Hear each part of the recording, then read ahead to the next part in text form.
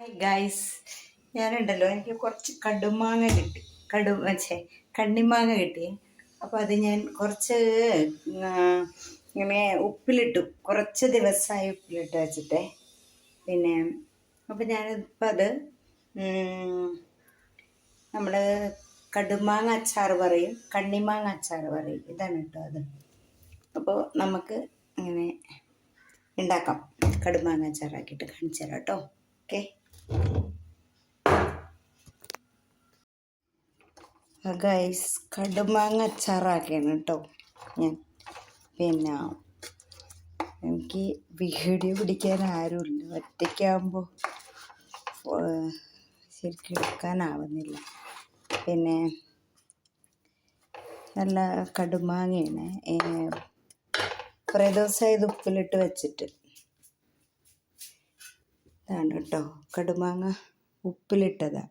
അപ്പോൾ തൊലി അതിൻ്റെ ഇതെല്ലാം സ്കിന്നെല്ലാം ഇങ്ങനെ ചുളിഞ്ഞ് നല്ലോണം ഇതാവും. ഒരാഴ്ച കഴിയുമ്പോൾ ഇതുപോലെയാവും. അപ്പോൾ എടുത്തിട്ട് നമ്മൾ എന്താ ചെയ്യേണ്ടതെന്ന് വെച്ചാൽ അതിനെ അച്ചാറാക്കി എടുക്കുക.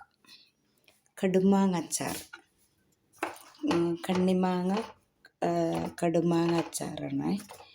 പിന്നെ ഇനിയിപ്പോൾ ഇതിലേക്ക് ഉലുവ പൊടിച്ചത്, കടുക്,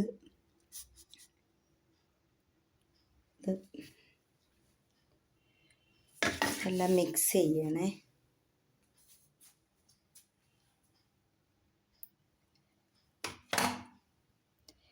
കടുക് പൊടിച്ചതും ഉലുവ, ഇത് ഉലുവ പൊടിച്ചതന്നെ.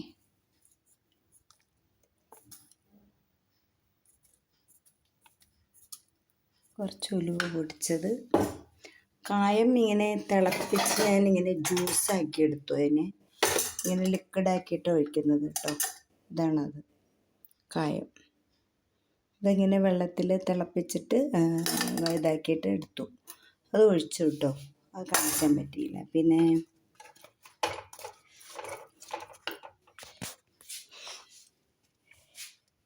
ഇത് ഇനി കടുക് പൊടിച്ചതിടും. കടുക് പൊടി ഞാൻ ഉണ്ടാക്കിയ കടുമാങ്ങ അച്ചാറാണ്. കണ്ണിമാങ്ങ കടുമാങ്ങ അച്ചാർ കേട്ടോ. പിന്നെ എങ്ങനെയുണ്ട്? സൂപ്പറായോ? ഇതിന് 6 മാസം കഴിഞ്ഞാൽ ഇതിന് പുറത്തിറക്കാൻ പറ്റും. അതുവരെ 6 മാസം കഴിയണിത്. ഇപ്പോൾ ഇന്ന് നമ്മളാക്കി വെച്ച് 6 മാസം കഴിയണം. ഇതിൻ്റെ കണക്ക് അങ്ങനെയാണ്. പിന്നെ 6 മാസം കഴിയുമ്പോൾ നമുക്ക് പിന്നെ ഉപയോഗിക്കാം. ചിലത് 1 വർഷം 2 വർഷമൊക്കെ വരെ ഇരിക്കും.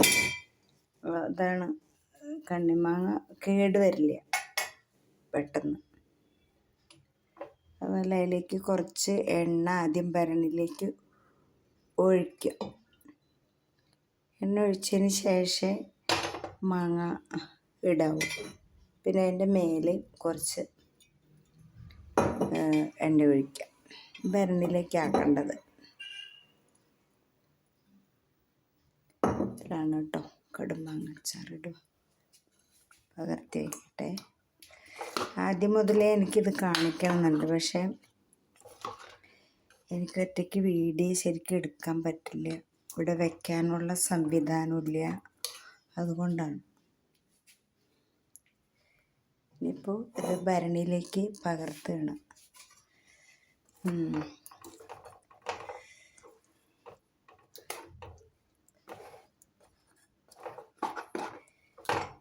മിക്സ് ചെയ്യണം നന്നായിട്ട്. അതാണ് നല്ലപോലെ മിക്സ് ചെയ്തിട്ട്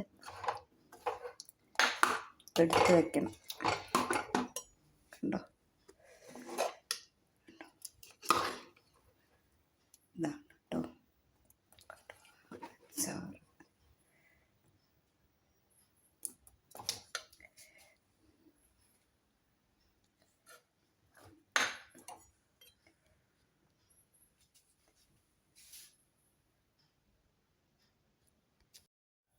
ഇതാണ് കേട്ടോ എൻ്റെ കടുമാങ്ങ അച്ചാർ.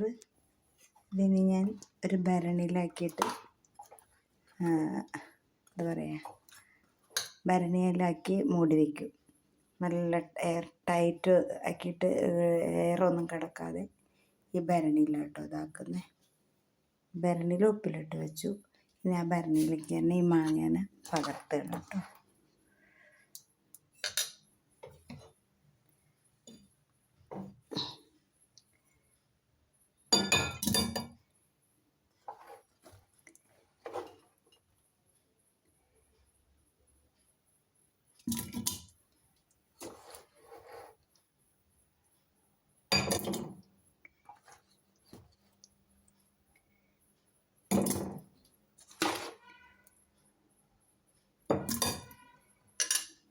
കാണിക്കാം കേട്ടോ. ഇതാണ് കേട്ടോ കടുമാങ്ങ അച്ചാറ്. ഇത് 6 മാസം കഴിഞ്ഞിട്ട് നമുക്ക് എടുക്കും.